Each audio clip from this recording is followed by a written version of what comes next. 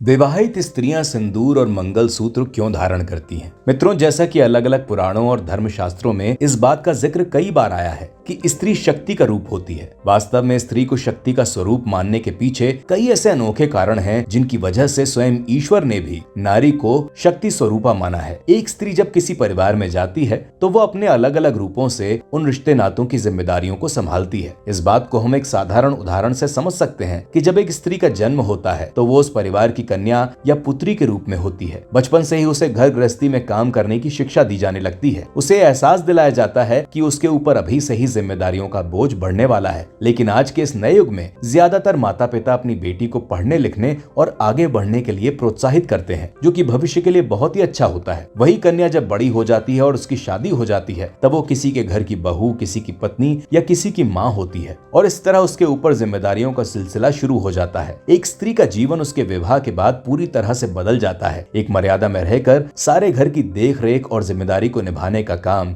एक स्त्री ही कर सकती है और शायद इसीलिए स्त्री को शक्ति स्वरूप माना गया है। विवाह के बाद उस स्त्री के पहनावे और श्रृंगार पूरी तरह से बदल जाते हैं, जैसे कि शादी के बाद माथे पर सिंदूर लगाना, गले में मंगलसूत्र पहनना। हमारे सनातन धर्म में वैवाहिक परंपरा के अनुसार इन दोनों चीजों को धारण करना एक स्त्री के लिए बहुत ही अनिवार्य बताया गया है। लेकिन असल में इस मान्यता के पीछे क्या रहस्य है, इस बारे में विस्तृत जानकारी बहुत ही कम लोग जानते हैं। नमस्कार दोस्तों, मैं हूं अंश और आप देख रहे हैं नारद वाणी। आज के इस रोचक रहस्य को जानने से पहले हम कुछ ऐसी रस्मों और रिवाजों के बारे में चर्चा करेंगे जो कि आमतौर पर हर विवाह में की जाती हैं। लेकिन उन रिवाजों को आखिर क्यों किया जाता है, इस बारे में कोई सही जानकारी नहीं मिल पाती। विवाह एक बहुत ही महत्वपूर्ण विषय है क्योंकि इसका संबंध खास तौर से दो परिवारों के मध्य होता है। विवाह से पहले लड़की या लड़के की कुंडली मिलान करना, उनके गोत्र की सही जानकारी होना बहुत आवश्यक माना जाता है, क्योंकि अक्सर ये भी देखा गया है कि लोग ऐसी परंपराओं में विश्वास नहीं रखते और जल्दबाजी में शादी कर लेते हैं। ऐसे लोगों को भविष्य में चलकर बहुत से कष्ट भोगने पड़ते हैं और उनके साथ उनका परिवार भी परेशान रहता है। समय को ज्यादा न गवाते हुए आइए हम कुछ इन्हीं रीति रिवाजों से जुड़े रहस्यों को गहराई से जानें। एक ही गोत्र में शादी करना वर्जित क्यों माना गया है? अस्पिंड चया मातुरस गोत्रा चया पितुः सप्रशस्ता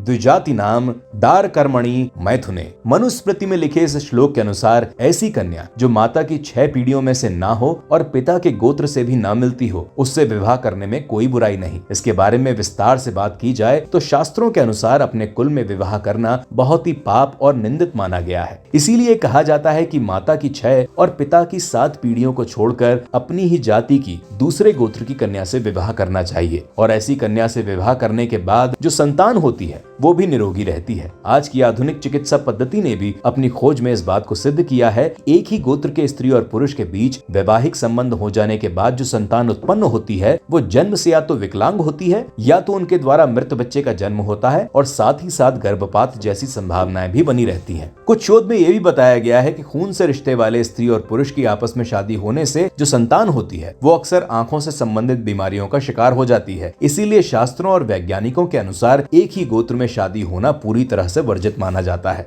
विवाह के समय अग्नि के फेरे क्यों जरूरी होते हैं? मित्रों, ये तो आप जानते ही होंगे कि सूर्य अग्नि का भंडार है और यही वजह है कि सूर्य को आग का गोला भी कहते हैं। इसीलिए माना जाता है कि इस पृथ्वी पर अग्नि यानी कि आग सूर्य का प्रतिनिधि है। सूर्य को विश्व की आत्मा और भगवान विष्णु का रूप माना जाता है। इसीलिए अग्नि के फेरे लेने का अर्थ ये है कि वैवाहिक जोड़े ने भगवान विष्णु के सामने फेरे लिए हैं। इसके अलावा अग्नि के रूप में सभी देवताओं को साक्षी मानकर विवाह के पवित्र बंधन में बंधने का नियम बनाया गया है और साथ ही यज्ञ के समय अग्नि को दी गई आहुतियों के द्वारा ही देवताओं को संतुष्ट करके आशीर्वाद प्राप्त किया जाता है। विवाह के बाद मंगलसूत्र पहनने का क्या महत्व होता है? विवाह के समय वर अपने हाथ से वधू के गले में मंगलसूत्र पहनाता है। ये रस्म बहुत पुरानी है और आज भी बिना इस रस्म के विवाह कार्य को अधूरा ही माना जाता है। एक अच्छे मंगलसूत्र में काले रंग के मोती की लड़ियां, मोर और लॉकेट को जरूरी माना गया है, क्योंकि इसके पीछे ऐसा माना जाता है कि लॉकेट अमंगल और अशुभ घटनाओं से स्त्री के पति की रक्षा करता है और वहीं मोर पति के लिए अटूट प्रेम का प्रतीक माना जाता है। बुरी नजर से बचने के लिए काले रंग के मोतियों को उत्तम बताया गया है और इनकी वजह से शारीरिक ऊर्जा हमेशा सकारात्मक भी रहती है। विवाह विवाह के बाद सिंदूर धारण करना क्यों जरूरी है? किसी स्त्री के विवाह की सबसे मूलभूत परंपरा है